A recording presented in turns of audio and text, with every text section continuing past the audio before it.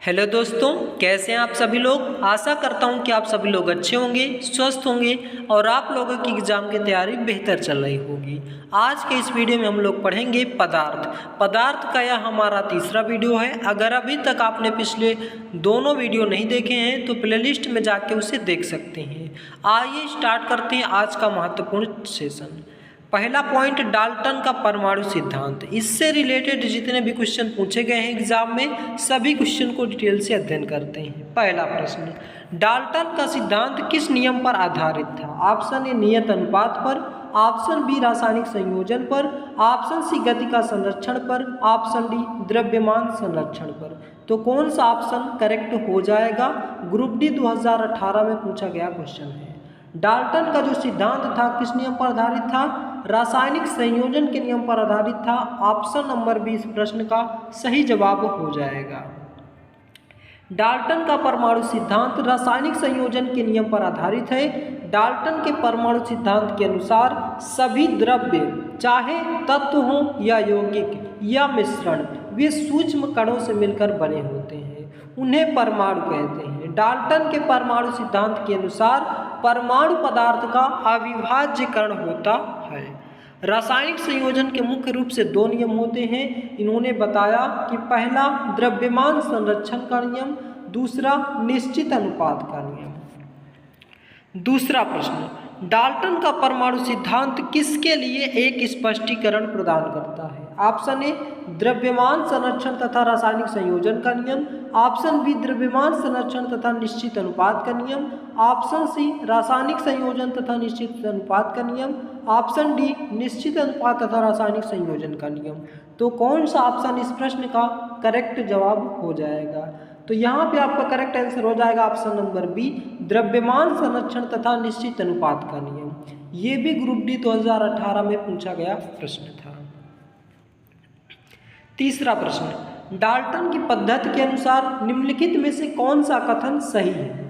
Option A समान तत्वों के अणुओं के परमाणु द्रव्यमान और आकार समान होते हैं परंतु रासायनिक प्रकृति में समान नहीं होते। दूसरा, एक अणु प्रोटॉन, इलेक्ट्रॉन और न्यूट्रॉन से विभाजित होने योग्य होता है। ऑप्शन सी समान तत्वों के अणुओं का परमाणु द्रव्यमान अलग अलग होता है। ऑप्शन डी परमाणु पदार्थों का अविभाज्य कण है। तो अभी हमने डाल्टन की थ्योरी पढ़ी थी तो वहाँ पे हमने पढ़ा था परमाणु पदार्थों का अविभाज्य कण है। तो यहाँ पे ऑप्शन नंबर डी करेक्ट हो जाएगा। नेक्स्ट प्रश्न हमारा, डैश ने प्रस्तावित किया था कि प्रत्येक तत्व में एक विशेष परमाणु द्रव्यमान होता है। किसने यह प्रस्तावित किया था कि प्रत्येक तत्व में एक विशेष परमाणु द्रव्यमान होता है। ऑप्शन ए कनाड ने, ऑप्शन बी डेमोक्रिटस ने, ऑप्शन सी लेवोजियर ने, ऑप्शन डी डाल्टन ने। तो इस प्रश्न का सही जवाब हो जाएगा ऑप्शन नंबर डी, डाल्टन ने यह प्रस्तावित किया था। जॉन डाल्टन एक अंग्रेज वैज्ञानिक थे। इन्होंने पदार्थ की रचना संबंधित सिद्धांत का प्रतिपादन किया था जो डाल्टन के परमाणु सिद्धांत के नाम से प्रचलित है। इन्होंने प्रस्तावित किया कि प्रत्येक तत्व में एक विशेष परमाणु द्रव्यमान होता है। नेक्स्ट प्रश्न, किस वैज्ञानिक ने पदार्थ की प्रकृति के बारे में बुनियादी सिद्धांत दिया था। ऑप्शन ए जोसेफ प्रोस्ट ने, ऑप्शन बी डेमोक्रिटस ने, ऑप्शन सी जॉन डाल्टन ने, ऑप्शन डी एंटोनी लेवोजियर ने। तो इस प्रश्न का सही जवाब हो जाएगा option number C, John Dalton ने पदार्थ की प्रकृति के बारे में बुनियादी सिद्धांत दिए थे। तो ये सभी के सभी पॉइंट आपको याद रखने हैं। जॉन डाल्टन ने पदार्थ की प्रकृति के बारे में बुनियादी सिद्धांत प्रदान किया था। उन्होंने बताया था कि सभी पदार्थ परमाणु से मिलकर बने होते हैं। परमाणु पदार्थों के अविभाज्य तथा सूक्ष्मतम कण होते हैं जिन्हें किसी रासायनिक अभिक्रिया में ना तो उत्पन्न किया जा सकता है और ना ही नष्ट किया जा सकता है। तीसरा, भिन्न भिन्न तत्वों के परमाणुओं के द्रव्यमान और रासायनिक गुण भिन्न भिन्न होते हैं। नेक्स्ट प्रश्न, पदार्थ की प्रकृति से संबंधित मूलभूत सिद्धांत किसने प्रतिपादित किया था।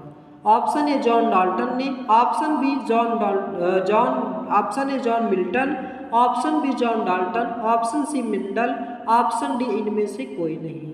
तो इस प्रश्न का सही जवाब हो जाएगा option number B, John Dalton ने। एनटीपीसी 2021 में पूछा गया प्रश्न है।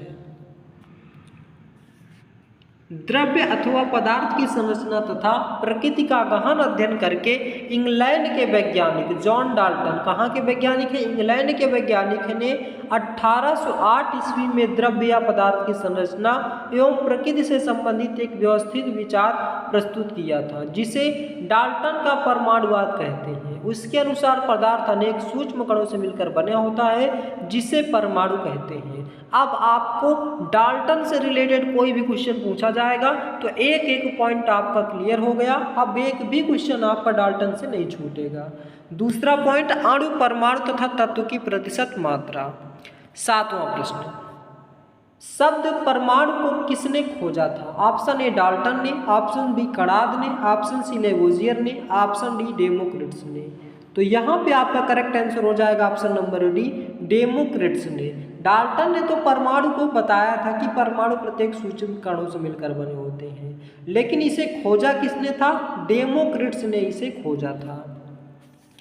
परमाणु शब्द का सर्वप्रथम प्रयोग ग्रीक दार्शनिक डेमोक्रिट्स ने किया था, जिसका अर्थ होता है जिसे ना तो तोड़ा जा सके, जिसे तोड़ा ना जा सके। परमाणु रासायनिक विज्ञान में तत्वों का वह छोटा सा भाग है जो किसी भी रासायनिक अभिक्रिया में भाग ले सकता है, परंतु वह स्वतंत्र अवस्था में नहीं रह सकता। परमाणु का निर्माण प्रोटॉन, न्यूट्रॉन तथा इलेक्ट्रॉन से मिलकर होता है। परमाणुओं का आकार अति सूक्ष्म तथा द्रव्यमान बहुत कम होता है। 8वां प्रश्न, कैल्शियम का परमाणु द्रव्यमान कितना होता है? तो कैल्शियम का परमाणु द्रव्यमान कितना होता है? यहाँ पे आपका करेक्ट आंसर हो जाएगा ए, सी ए। कैल्शियम होता है 20, तो 20 दूनी कितना हो जाएगा? आपका आ जाएगा 40। तो कैल्शियम का परमाणु द्रव्यमान कितना होता है? 40 होता है। कैल्शियम आवर्त सारणी के द्वितीय समूह का तत्व है, सेकेंड ए का तत्व है। कैल्शियम का रासायनिक चिन्ह Ca होता है। परमाणु संख्या इसका 20 होता है। परमाणु भार 40.08 होता है। इस रासायनिक तत्व की खोज 1808 में ईस्वी में सर हम्फ्री डेवी ने किया था। तो मतलब कैल्शियम की खोज किसने की थी? हम्फ्री डेवी ने किया था। तथा चूना पत्थर कैल्शियम का महत्वपूर्ण खनिज स्रोत होता है। यह अपने शुद्ध रूप में चमकीले रंग का होता है।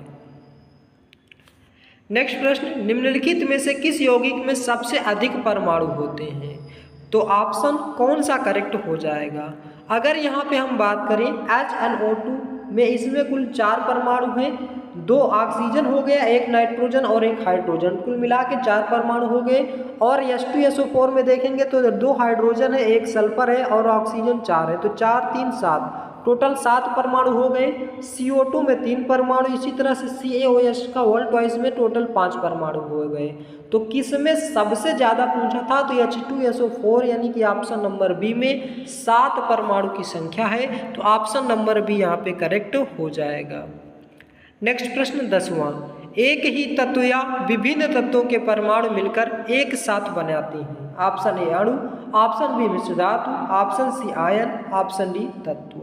तो 10वें प्रश्न का आंसर हो जाएगा ऑप्शन नंबर ए, अणु बनाते हैं। एक ही तत्व या विभिन्न तत्वों के परमाणु मिलकर एक साथ क्या बनाते हैं? अणु बनाते हैं। ऑप्शन नंबर ए करेक्ट हो जाएगा।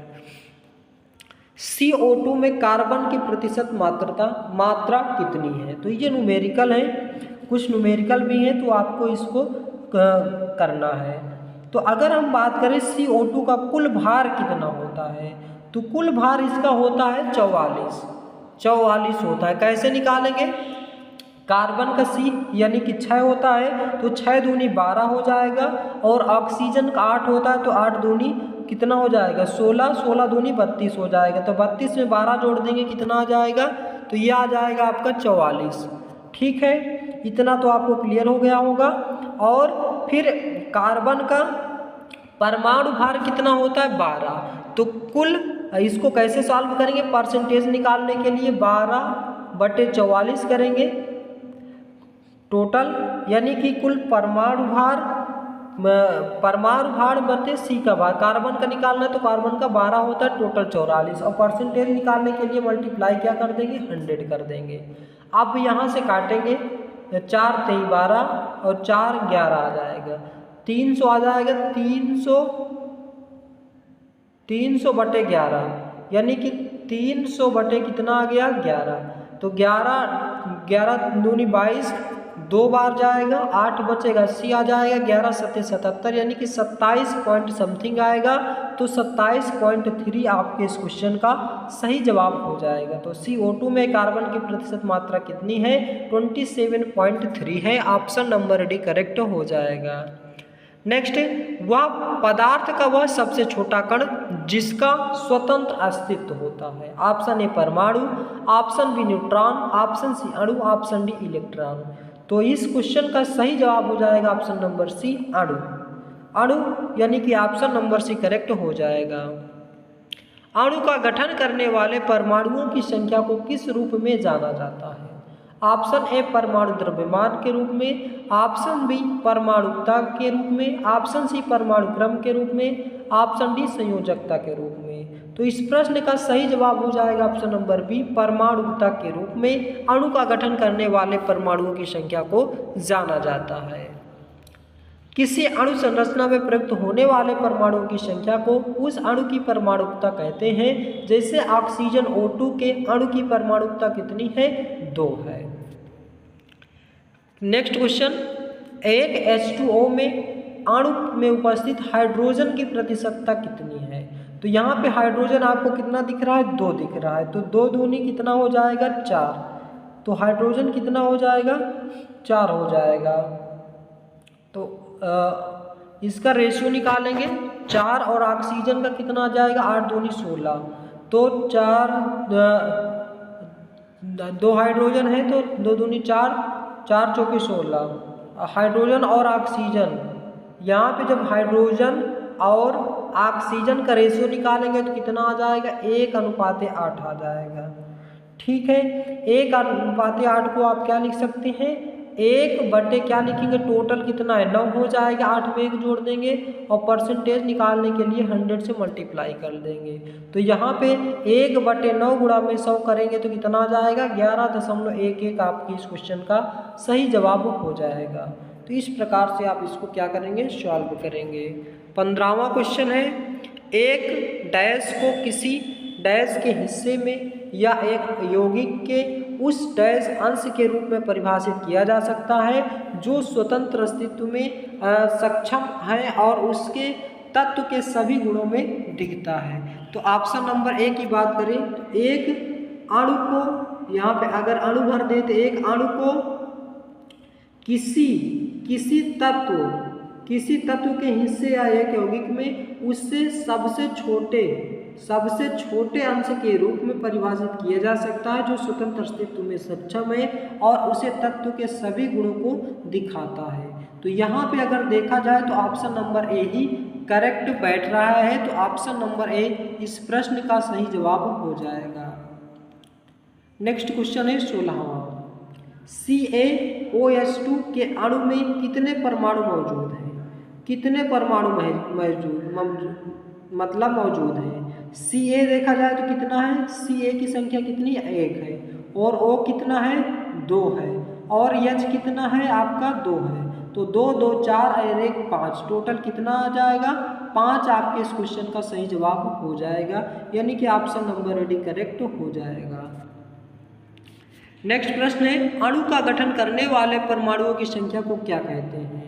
तो अणु का गठन करने वाले परमाणुओं की संख्या को परमाणुकता कहते हैं। ये क्वेश्चन शायद रिपीट हुआ है, ऑप्शन नंबर बी करेक्ट हो जाएगा। अब बात करते हैं मोल संकल्पना या अवगाद्रो संख्या पर आधारित प्रश्न। क्वेश्चन नंबर 18, ऑक्सीजन की एक अणु का द्रव्यमान है। तो ऑक्सीजन के एक अणु का द्रव्यमान कितना होता है? ऑप्शन नंबर डी करेक्ट हो जाएगा 5.3 × 10⁻23 ग्राम होता है। लेकिन इसको निकालेंगे कैसे? तो ऑक्सीजन की एक अणु, यहाँ पे आप क्या लेंगे ऑक्सीजन का अणुभार कितना हो जाएगा 32, क्योंकि ऑक्सीजन का अणुभार कितना हो जाएगा 32 और ऑक्सीजन के एक मोल में संख्या कितनी हो जाएगी 6.02 × 10⁻23। तो आप इसमें अणु का द्रव्यमान यम पूछा है तो यम बराबर क्या लिखेंगे 32/6.02 गुणा में 10 की घात माइनस 10 की घात 23, 10 की घात 23। बस आप इसको सॉल्व कर लेंगे, आपका ये ऑप्शन डी नंबर आ जाएगा। थोड़ा सा कैलकुलेशन है, आपको इसको कर लेना है। 19वां प्रश्न है, मैग्नीशियम के 144 ग्राम में ग्राम परमाणु मौजूद होते हैं, कितने परमाणु मौजूद होते हैं?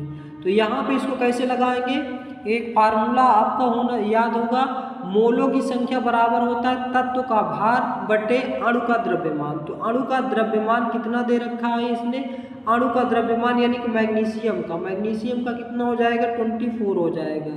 और इस यहाँ पे भार कितना दिया हुआ है, 144 दिया है।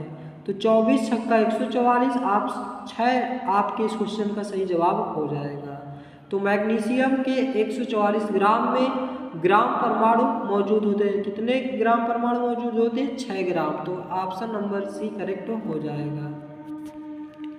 नेक्स्ट है, कार्बन का परमाणु द्रव्यमान 12 है, कार्बन के 24 ग्राम में अणुओं की संख्या क्या होगी? तो सेम उसी तरह है, द्रव्यमान बटे परमाणु संख्या। तो द्रव्यमान टोटल कितना दिया, 24 दिया है टोटल, और द्रव्यमान संख्या कितना है, 12 है। तो 12 आ जाएगा, 12 दूनी 24, यानी कि ऑप्शन नंबर ए करेक्ट हो जाएगा। नेक्स्ट क्वेश्चन की बात करें, रसायन शास्त्र में कण मोल शब्द का परिचय किसने कराया था? ऑप्शन ए अमीदो अवगाद्रो ओस्टवार्ड ने, या अमीदो अवगाद्रो ने, या विल्हेम ओस्टवार्ड ने, या जॉन डाल्टन ने, या लेवोजियर ने। तो 21वें प्रश्न का सही जवाब हो जाएगा ऑप्शन नंबर बी, विल्हेम ओस्टवार्ड ने। विल्हेम ओस्टवार्ड ने मोल शब्द का परिचय बताया था या कराया था। विलियम ओस्टवार्ड एक जर्मन वैज्ञानिक थे। उन्हें रासायनिक संतुलन और प्रतिक्रिया के वेग पर उनके काम के लिए सन 1909 में रसायन विज्ञान का नोबेल पुरस्कार भी मिला था। 22वां प्रश्न, 90 ग्राम पानी में मौजूद मोलों की संख्या कितनी है? तो ये भी आपका न्यूमेरिकल है। 90 ग्राम पानी का सूत्र क्या हो जाएगा, H2O हो जाएगा। यहाँ पे देखा जाए तो हाइड्रोजन कितनी है, 2 है, और ऑक्सीजन कितना हो जाएगा, 16 हो जाएगा। तो 2 + 16 कितना आ जाएगा आपका, 18 ग्राम टोटल। ये तो 18 ग्राम आ चुका है, लेकिन मोलों की संख्या निकालना है तो हम लोग क्या करेंगे, ये 18 ग्राम यहाँ पे आप बाहर लिख लीजिए। अब मोलों की संख्या बराबर होता है ग्राम में भार बटे अणुभार। तो टोटल अणुभार कितना निकल करके आया है आपका, 18 आ गया है, और ग्राम में भार टोटल कितना दिया है, तो 90 दिया। तो 18 × 5 = 90, यानी कि 5 मोल आपके इस क्वेश्चन का सही जवाब हो जाएगा। तो इस तरह से ये हमारे आज के महत्वपूर्ण प्री क्यू हैं, जिसको हमने विस्तार पूर्वक अध्ययन किया।